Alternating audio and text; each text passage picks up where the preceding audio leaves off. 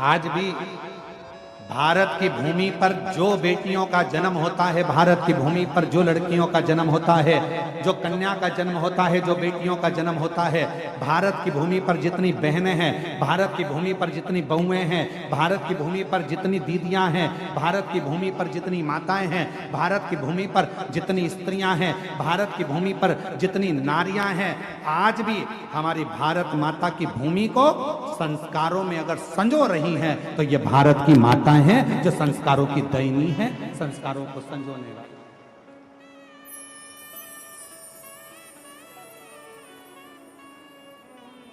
ये भारत की भूमि का गौरव है।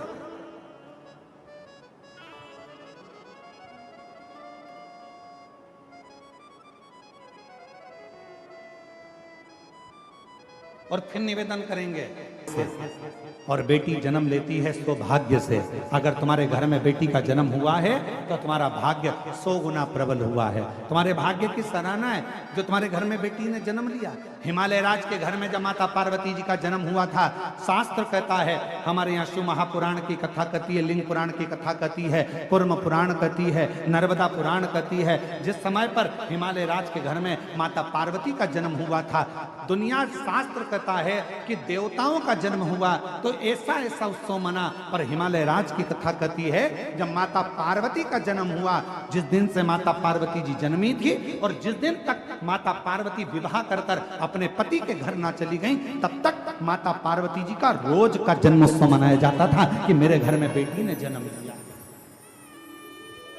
बेटी ने जन्म लिया। इतना गौरव हमारे भारत माता की बेटियों में है, इतना गौरव।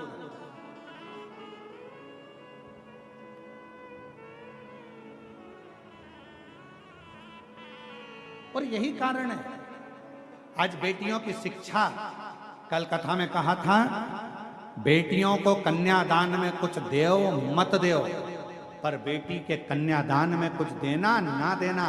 पर इतना याद रखना, तुम्हारे घर में अगर बेटी जन्म ले ले तो उसको अच्छे कॉलेज में, अच्छे स्कूल में अच्छी शिक्षा जरूर देना, अच्छा संस्कार जरूर देना, तो बेटी को कन्यादान देने की जरूरत नहीं पड़ेगी। आपकी बेटी खुद ज्ञानवान रहे, उसका कन्यादान ही उसकी शिक्षा है।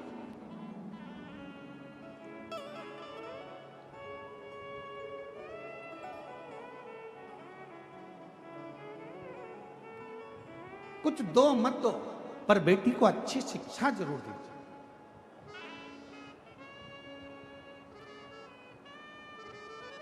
अब हम आपसे पूछें, तुम्हारे घर में बच्चा जन्म लेता है तो कितने दिन तक उत्सव मनता है? तो लोग कहेंगे 10 दिन, 12 दिन, 15 दिन, 20 दिन, 1 महीना, 2 महीना, 4 महीना, 1 साल, 2 साल, 4 साल। पर माता पार्वती जी हिमालय राज जी के घर में जन्म ली और हिमालय राज के यहाँ रोज का जन्मोत्सव मनता है। वृंदा जलंधर जी के साथ में बिहार रही और वृंदा चले गए, क्योंकि जलंधर को मालूम था जब तक वृंदा है तब तक मेरे प्राण नहीं जाएंगे, नहीं जाएंगे। पर गजब कब हुआ, जब जलंधर एक बार उपद्रव करते करते करते करते एक शिवालय के पास में पहुंच गया, और एक शिवालय के पास में जैसे ही पहुंचा, उस शिवालय में भगवान शंकर का शिवलिंग था, और जलंधर ने क्रोध में आकर उस शिवलिंग को उठाकर दूर फेंक दिया और तोड़ दिया। तब शंकर जी को क्रोध नहीं आया, शिव जी को क्रोध नहीं आया, क्रोध आया भगवान नारायण को, क्रोध आया भगवान नारायण को। और नारायण भगवान तुरंत क्रोध में लाल होकर तुरंत भगवान देवादिदेव महादेव के पास पहुंच गए। प्रभु गजब हो गया, अभी तक जलंधर यज्ञ नष्ट करता था, हवन नष्ट करता था, देवालय शिवालय आदि को नष्ट करता था, पर आज तो इसने गजब कर दिया, भगवान शंकर के शिवलिंग को ही उठाकर पटक दिया।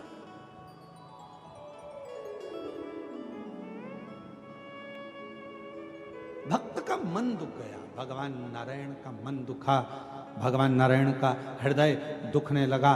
भगवान नारायण का हृदय दुखता हुआ देखकर भगवान शिव को क्रोध आ गया। हमने पहले भी कथा में कहा, आज फिर कथा में कहते हैं, भगवान शंकर का यदि कोई भक्त है, शिव का कोई उपासक है, शंकर की कोई आराधना करने वाला है, शंकर का कोई भजन करने वाला है, शिव की उपासना करने वाला है, शंकर के मंदिर में रोज जाने वाला है, शंकर की कथा में नित्य स्मरण करने वाला है। हम पहले भी कहे हैं कि दुनिया में भगवान शंकर सबको माफ कर सकते हैं, पर शिव जी अपने भक्त को जो कष्ट देता है उसको कभी माफ नहीं करते, उसका तो बदला शिव लेकर ही रहते हैं। भगवान शंकर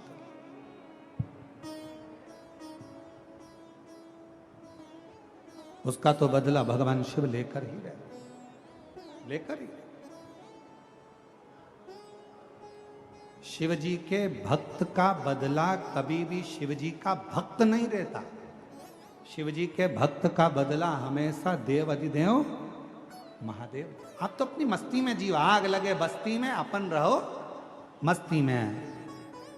क्या किसको रोइए, जम के बोलो जरा, चादर तान के सोइए। अपनी अलमस्ती में जिंदगी जियो, अपने आनंद में जियो। कोई गाली दे रहा है उसका भी जवाब भगवान भोलेनाथ देगा, कोई आड़ा टेढ़ा कह रहा है उसका भी जवाब भगवान भोलेनाथ देगा, कोई अपशब्द कह रहा है उसका भी जवाब भगवान शंकर देगा। तुम अपनी जिंदगी में अपने आनंद में अपनी अलमस्ती में दियो। हमने पहले भी कहा था, रो रो कर जिंदगी जीने से अच्छा है थोड़ा मुस्कुरा कर जिंदगी जियो, तो पड़ोसी को भी अटेका जाएगा तुम्हारी मुस्कुराहट देखकर।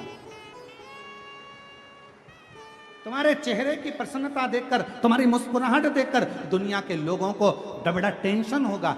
बताओ, गजब का व्यक्ति है, हमेशा मुस्कुराता रहता है, इसके चेहरे पे तो सल ही नहीं है, रत्ती भर का भी सल नहीं है। बताओ, दुनिया कितनी गाली देती है, दुनिया कितना अपशब्द कहती है, कितना ताना देती है, कितना आड़ा टेढ़ा बोलती है। बताओ, मेरी पड़ोसन को देखो, शंकर जी के मंदिर, सिर में बांधा जूड़ा, लगाई बिंदी और हाथ में पकड़ा लोटा और पहुंच गई शंकर जी के मंदिर। बताओ, दुनिया कितना आड़ा टेढ़ा बोल रही, लोग कितना अपशब्द कर रहे हैं, इसको कोई फर्क ही नहीं पड़ रहा। क्यों? क्योंकि उसने कथा सुन रखी है, आग लगे बस्ती में अपन रहो मस्ती में। उसने कथा सुन रखी है, उसको मालूम है जो ज्यादा जितना जितना गाली दे, जितना जितना शब्द कहे, तुम उतनी जोरदार खजूर वाली चोटी बनाओ, जूड़ा और मंदिर जा। श्री शिवाय हर हर महादेव। अपन कब तक रोएंगे? उसने कुछ कह दिया तो रोने बैठ गए, उसने कुछ बोल दिया तो रोने बैठ गए, कब तक रोएंगे?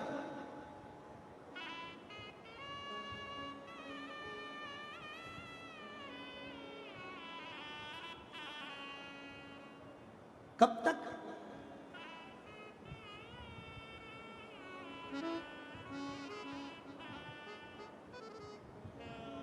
हम तो बाबा के भरोसे चलते हैं, हम तो बाबा के भरोसे चलते हैं। ये दुनिया वाले जलते हैं, ये दुनिया वाले जलते हैं, हम तो बाबा के भरोसे चलते हैं, हम तो बाबा के भरोसे चलते हैं। एक पत्र आया है, अच्छा है।